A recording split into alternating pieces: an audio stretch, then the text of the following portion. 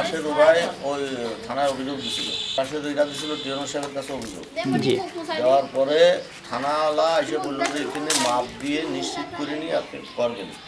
পরে আমি ছিলাম না, ওরাই মাপিছে, মাইপিয়ে যে জায়গায় দেখাইতেছে তার থেকে 2 ফুট রেখে দিয়ে আমি প্যাসেঞ্জ দিচ্ছি, ওর পাশে আমি আর 2 ফুট পাবো প্রথমত।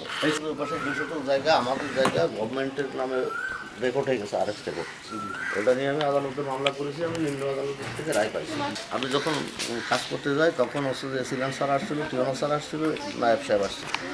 আসার পরে বললো যে আপনি এই সরকারি জায়গার রায় আপনি পাইছেন, আমরা তো আপিল করেছি, আপিল শেষ না পর্যন্ত করতে পারবেন না। আমি বললাম যে ধন্যবাদ, করবো না। তারপরে বললাম যে তাহলে দেখাই দেন, আমি আপনার টুক সেটুকুই আমি করবো। নায়েব সাহেব দেখাই দিয়ে গেছে, এসিলেন্ট মাপ দিয়ে দেখাই দিয়ে গেছে, যে জায়গা দেখাই দিয়ে গেছে সেই জায়গা আমি করবো। দেখি কোন জায়গায়, সেই জায়গাটা আপনি দেখান। ওই পক্ষ ছাড়ার পরে একটা রাস্তা হয়েছে। হ্যাঁ, রাস্তা হয়েছে। ঘিরে দিলেন কেন? এসিলেন্ট স্যার গিরতে বললো আমার জায়গা আমি করবো। এসিল্যান্ড স্যার আপনাকে ঘিরে দিতে বললো?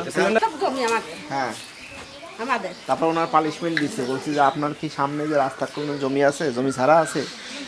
ওই যে আছে, ওই যে একটু করে আটা সাদা করতাম, এই মাথা ওই যে সারা মাঠের জমি এই দেখেন শাসেন। এই সুদা আছে যে সীমানা আমার, যারা তাদের সীমানা আছে যে এই সুদা, তারা এই যে সীমানা থেকে ঘর করেছে। ওই গাছ, ওই গাছটা আমার, এই সুদা হচ্ছে আমার জায়গা। মানে বাড়ি যাওয়ার রাস্তা আপনাকে দিয়ে লাগবে, দেবো, তার কি সমস্যা নেই। সমস্যা নেই।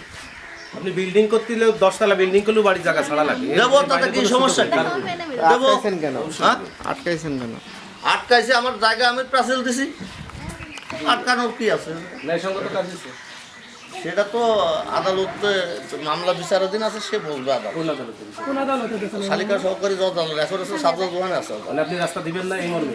না, আমার জায়গা নিয়ে মামলা চলতেছে, তাই আপনি রাস্তা দিবেন না? এই যে আপনি কি রাস্তা দিবেন? শোনেন, হিজবেক নাইটের মোকদ্দমা তারা করুক, রাস্তা দিলে আমি দিয়ে দেবো, আদালতে দিয়ে দেবো। আপনি গ্রাম্য আদালতে বা সালিসির মাধ্যমে, মানবাধিকার সংস্থার মাধ্যমে আপনি রাস্তা দিবেন না, এই তো কথা। মানব অধিকার গ্রাম্য আদালত এখানে আসছিল, এসিলেন্ট বলেছিল যে এ ব্যাপার আপনারা স্থানীয় কায়দায় নিষ্পত্তি করেন, একজনের জায়গা না দিলে আপনি কী করবেন। পরে এই গণ্যমান্য ব্যক্তি আসছিল, ওদেরকে প্রপোজাল দিয়েছে যে আপনারা জায়গা দিয়ে হয় জায়গা নেন, আর নাই টাকা নেন, আর তা নাহলে ফ্রি নেন। তাই এরা বললো যে আমরা ফ্রিও নেবো না, জায়গা দেবো নেবো না, টাকা দেবো নেবো।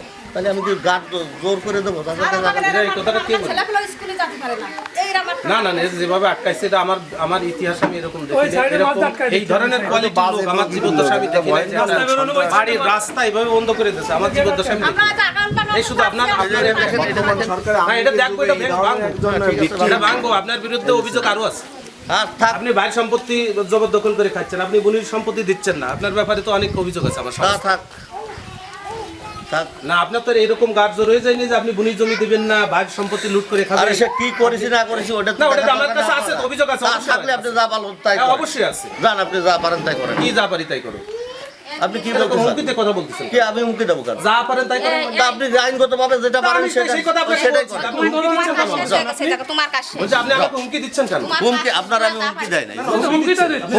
কিসের হুমকি দিলাম আপনার? আমি তো এই কথা আপনাকে আপনি আইনগতভাবে জানানে যায় যায় আমরা জেলে ফাঁসা দাস দিবেন। না, কোনো জেল বাস নেই। হ্যাঁ, জেলে ফাঁসা দিয়ে দেন। মেঘালয়ে একটা রাস্তা কেন আপনি বন্ধ করে দিচ্ছেন? আর আমি রাস্তা বন্ধ করিনি, আমি আমার জায়গাটা পাসল দিছি। টিওনো মহোদয়, আমি বলি টিওনো মহোদয়, আমার কাছে অভিযোগ আছে, আমি জানাইছি। উনি হুমকি দিচ্ছেন। টিওনো মহোদয় এসিলেন্ট মহোদয়ের কাছে সম্মতি নিয়ে শালিকা আপনারা কিনে নেছেন, আপনি এর হুমকি দিচ্ছেন, আমার যা পারেন তাই কিনে নিলাম না। করেন।